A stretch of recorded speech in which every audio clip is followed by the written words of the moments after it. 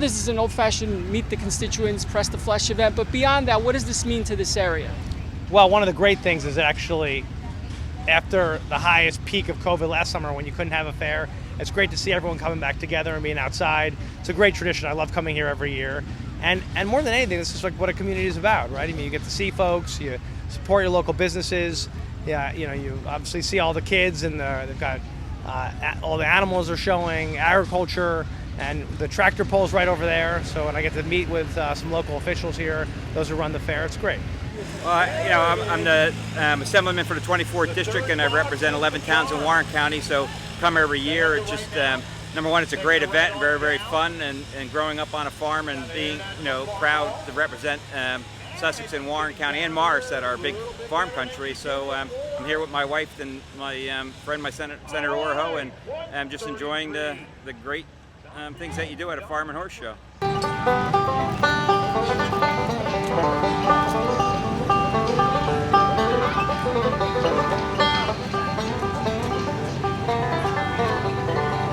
I'm here today just checking out some of the events, being able to support the fair. I was just voted in Monday night to be the 2021 Warren County Farmers Fair Queen. People's top concerns, a few people talk to me about COVID and worried about the new variant, and one of the things is making sure that people get vaccinated. So a few people have talked to me about that, which I think is really important. And we're talking a lot about the local economy and trying to get people back to work and help them and do everything we can to get people back working. And really, the other thing people brought up to me was this infrastructure package that we're working on in Washington to get, which is something I care deeply about, which is a bipartisan package to invest in our roads and our rails and make sure we fix our Gateway Tunnel, get that built between New York and New Jersey, water infrastructure. This is a once-in-a-century package we're working on. It's bipartisan, Democrats, Republicans coming together. We got to get it done. Yes, I noticed you hit the Republican table over there, which you spent more time than the Democrat. I'm just kidding. Totally There's only two guys in the Democratic table. Thanks, guys. Okay, thank you.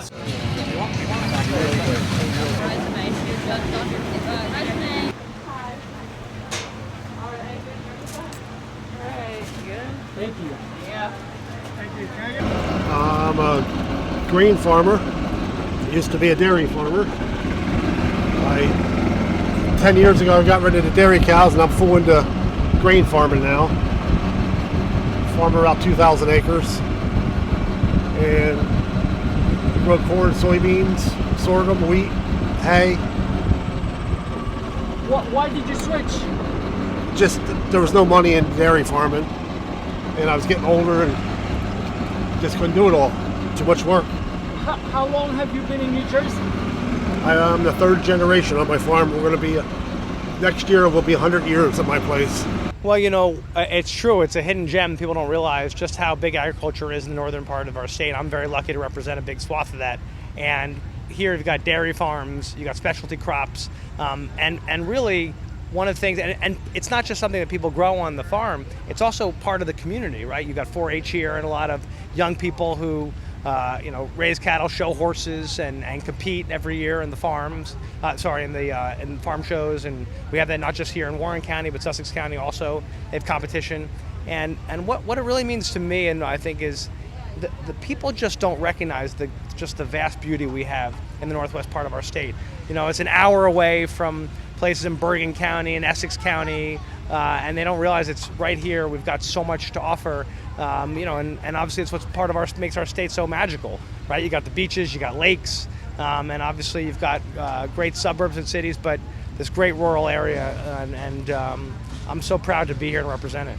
I mean, we call it God's country. I mean, it's very, very important in so many aspects of hard working and the folks who produce our dairy products, our dairy milk and vegetables and peaches and apples. It's just a way of life and a culture around here, and it's just what the folks do in Sussex and Warren County, and that they're very, very proud of. And I think the pandemic showed more than ever how important farm fresh produce is and the logistics of getting good food moved closely. And but the people in Sussex and Warren County, I'm a lifelong resident. I've always loved farming, and my dad had a dairy farm, and my wife grew up on a dairy farm in Vernon, and many great farms here in Warren County. So it's just part of who we are, and with these folks do. And as you know, there's nobody, no harder working people than farmers. They're the first ones up in the morning and go all day, and they love it, and that's what's so great.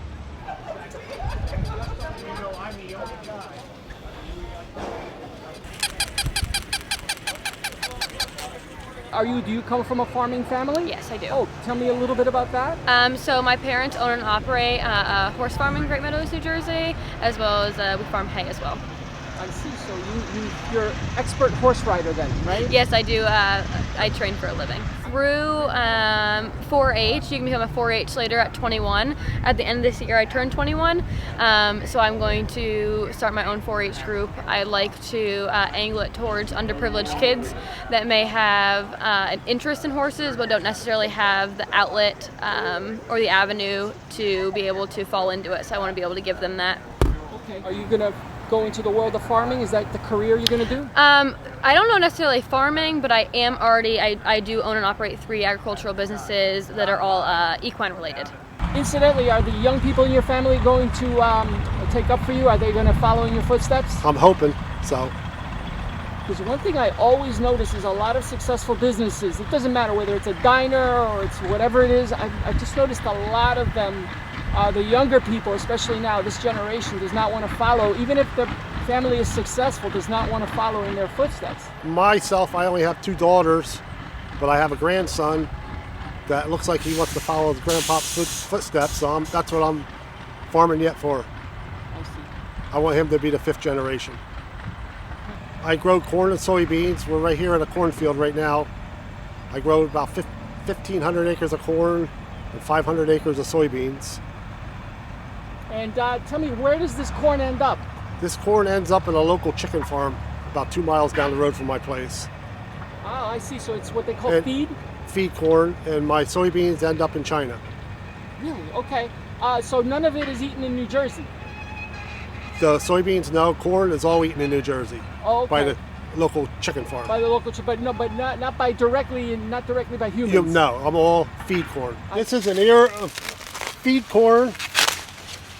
It's looking, this field here, the way it's looking, it should average at least 250, 260 bushel to the acre. And that's a real good year. And what is the growing season? When do you start and when do you pick everything? We plant in the beginning of May, and we harvest around 1st October. Okay, so you're still a couple of months away. Yes, but this is a very nice ear of corn. What is that? What is that, like halfway, 3/4 of the way? That's about halfway. Halfway? Yep. And there's 18 to 20 rows on this. That's a real good ear of corn. Okay. So you sound to me like an FBI expert. Well, you look at it and you know. Yes. You mentioned China before. How does that work? I mean, I keep hearing about that. Just this week, I was reading about the fact that China is buying up a lot of land, or trying to buy up a lot of land in the United States. Is that good? Is that bad? I mean, do they? How does dealing with China work for you? They make our soybean crop worth a little more, so it helps that way. But do we like them to buy our land? No. Right. We want to farm it. Right, because there was a whole big thing over the last few years about tariffs or not tariffs. Did that impact you? Yes, it did impact us. Can you tell me how, but please? I think it was the right way to go. I think we were on the right road, but I don't know now what's going to happen. Things are really starting to change. They need our product, and we need some of theirs. So let's have a good, fair trade. So I'm training my cow for tomorrow's beef show. So she's learning how to walk and pose. Okay, how old?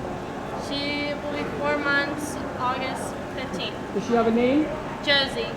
Okay, she's going to be, did you say training her for what? For tomorrow? Tomorrow's beef show. Okay. What is she going to do? She has to walk around the ring and pose. I'm the 3rd generation farmer of my family farm. We were started in dairy cows. 10 years ago, I got rid of the dairy cows. There was just you couldn't make a living with it. And I was focusing before that to be a grain farmer. So I'm up to a little over 2,000 acres of farming.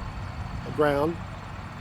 And the last 20 years, I've been entering the national corn growers that competes with everybody in the whole country. And probably in the last 7 or 8 years, I've won 3 or 4 times #1 in the country growing corn in New Jersey. Very good, very awesome. You know, can you tell me a little bit, just for somebody like me, I'm from Hudson County, so there are no farms over there.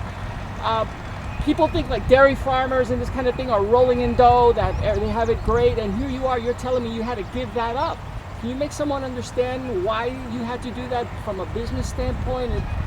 Was it prices? Was it competition? You know, dairy farming, you have to really be big, and in New Jersey, there's just, you can't get labor, you can't get anybody to work. There's just, you'd have to farm 2,000-3,000 cows to make it go now, and there's just not enough land here to do it that way. And every farm around here was a dairy farmer at one time. I probably farm 35, 40 farms right now. That's 35 or 40 people that took their job, really, you know, used to be. how many people do you employ? I only employ 3 part-time people. Oh, I see. You do everything by machine? All machine. Okay. Before you got here, I talked to a third-generation farmer. He grows corn and everything else he sells to China. And he was just talking about the importance of adapting to modern technology and just really having to stay with the times. In that way, they're no different from the phone company. They have to use the latest tech. 100%. It's amazing actually how advanced, you know, a lot of the tractors over there with GPS, it helps them really grow. And on the corn side, like lay rows of corn even closer together, so pack in more crops. They get more efficiency out of their seed now than ever before. So, you know, it's part of trying to stay competitive, and it's not easy. On the dairy, it's the price of the milk. The price of milk has not gone up, and the dairy farming, when I was a kid, actually in Sussex County, and I'm sure it was in Warren County, there was more cows than people at one point. Dairy farming, the price of milk just hasn't gone up, and it's been very difficult, if not impossible, for a lot of dairy farmers to continue on. And they're very innovative and talented people, and then they switch to other crops.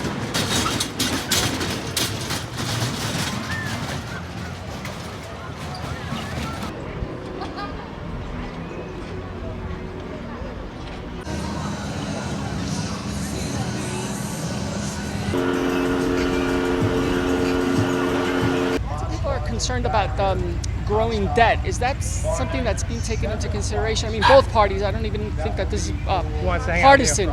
Just as far as the growing debt, how much is that discussed? Well, no, I think it's something we obviously consider. Is how you pay for these things. In fact, this infrastructure package is fully paid for, and meaning that, you know, one of the things you have to be very mindful of is how you pay for any investments in infrastructure, and something that I'm very focused on all spending. You know, we just came out of a pandemic, we're at the back end, I hope, of the pandemic. We came out of the height of it, you know, we, I believe, in a bipartisan way, acted exactly right by investing the way we had to during the pandemic. But, you know, now as the economy, I'm hoping, reopens and continues to and grow and strengthen, we have to be mindful of making sure that we pay down our debt. And you know, whatever spending we do, just be careful.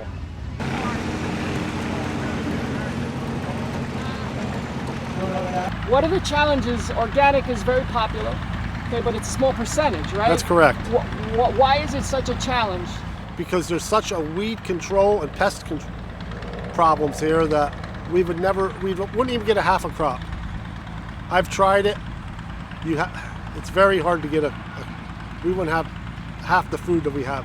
You know, a lot of things change. For example, I used to cover Secaucus and the old school. I remember Mayor Anthony Just used to talk about that there used to be a lot of pig farms in Secaucus. You know, nothing stays the same, but what's the future of farming? Is it healthy or is it nature? What are the challenges? What's the future? I think it's healthy because the people are very innovative in making sure that they continue successful operations, and the farm stands and the farms that have turned into different types of operations and tourism and vineyards and you know, my prior life as a freeholder, and I know Warren County freeholders, which are now called commissioners, do the same. There's a ton of preserved farms.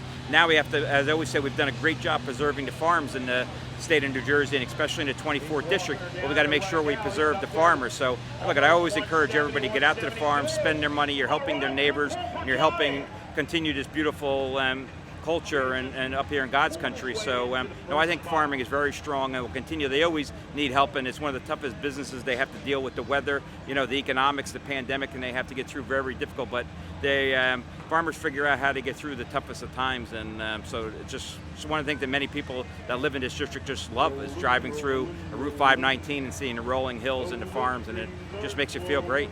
Frank, get in there. Frank, get in here. Frank, ready, girls? Come on, Frank. I'm proud of this boy right here. He's doing a good job for us. Farming is just so high tech anymore. If you don't move with the trend, you got to have the newest and the best equipment and everything. Otherwise, you got to be big and keep being aggressive in grain farming to buy any equipment. The little guy can't buy anything because one combine costs you $500,000 right now. The tractor, you'd have $2-3 million just in equipment. So you're no different, say, from the phone company. You've got to adapt to modern times. That's correct. Okay. What about from a business atmosphere in the state of New Jersey? Do they do what you need to succeed? You and fellow farmers, are they doing what you need to succeed? And if not, what needs to change? They're doing a pretty good job. We adapt to whatever we have to adapt to, but overall they're preserving a lot of land, so it's just for farming only. If they would just preserve the land a little easier, quicker, they could preserve more. It takes 3 to 4 years to preserve a farm. They should do it in 2 or 3 months, and everybody would do it. Can you explain to me what you mean by that, preserve a farm? Preserve farm, you buy the building rights off the land, so you can never build anything on it but farm it. They pay you so much to do that, but it's such a long, drawn out affair that nobody wants to wait that long. Yes, you can.